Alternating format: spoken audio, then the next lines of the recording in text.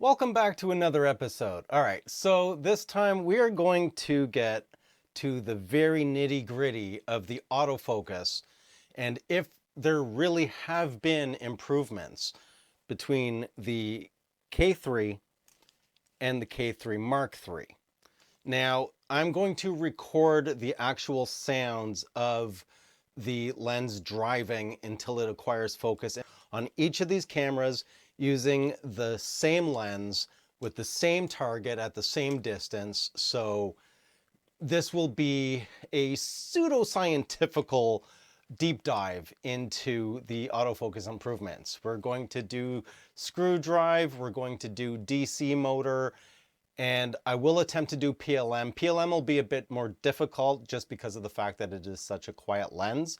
But from when it's go time to it acquiring focus, and I will use focus priority, so it will not fire until it acquires focus. And then we will look at the measurements of the recorded audio so you can see step by step which one is quicker. So this is going to be the unequivocal element of putting this whole thing to rest, because there are still some people out there I've noticed that are saying they don't think the K3 Mark III's autofocus has really improved all that much. So let's get into the truth. Okay, we're going to start with racking the lens from infinity to minimum focus distance back to infinity and see which camera body can drive the lens the quickest. So what you'll notice is one of these things is faster than the other, which is the Pentax K-3 Mark III, not surprisingly. This is with a screw-driven lens, the DFA 100 f2.8 WR macro lens.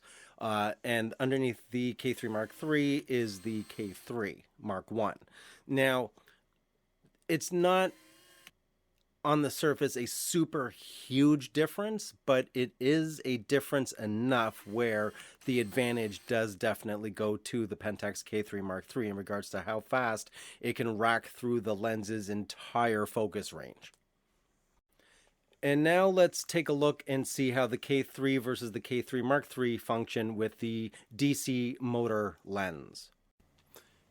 Incredibly, these are absolutely identical to the millisecond.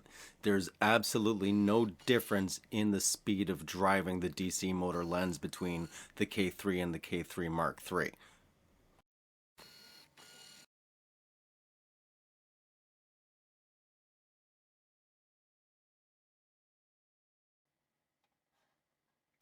Now, interestingly, the Pentax K3 Mark III is actually slower due to a pause that it produces before it redrives the lens again from infinity back to minimum focus distance and back to infinity.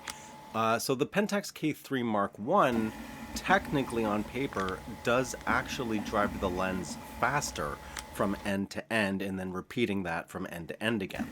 So now let's take a look at actually capturing a subject, since this test was done to make sure that nothing was in focus, so it would force the lens to have to rack back and forth. So now let's take a look at capturing an actual subject, and we'll measure how fast each one of these cameras acquires focus.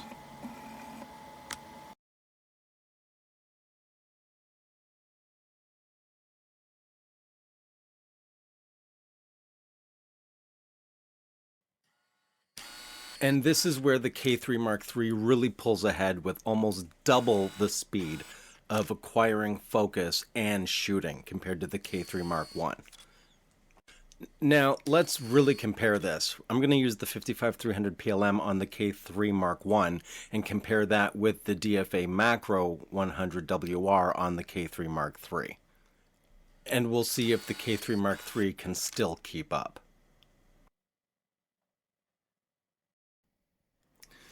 All the parameters are identical for both cameras. Both of them have shake reduction turned off. They're both mounted to tripods facing the same subject at the same target distance. Both lenses are at 100 millimeters.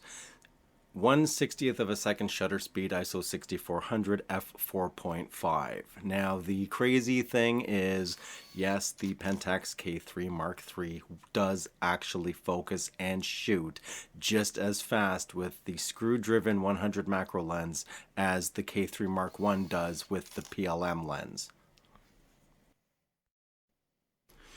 Now let's do this again with the DA18135WR mounted to the K3 Mark III and the HD DA55300 PLM on the K3 Mark I.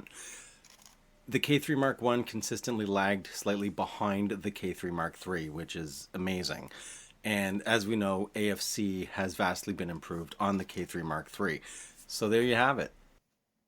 That is the autofocus improvements on the K3 Mark III.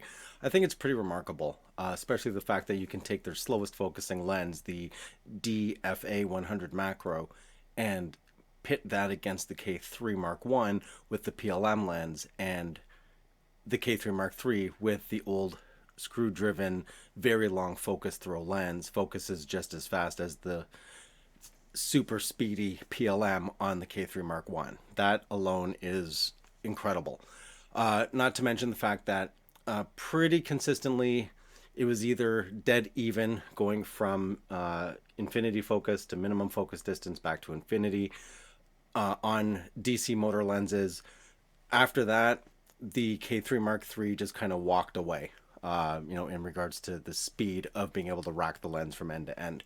In regards to acquiring focus of an actual subject, the K3 Mark III absolutely trounced the K3 Mark I.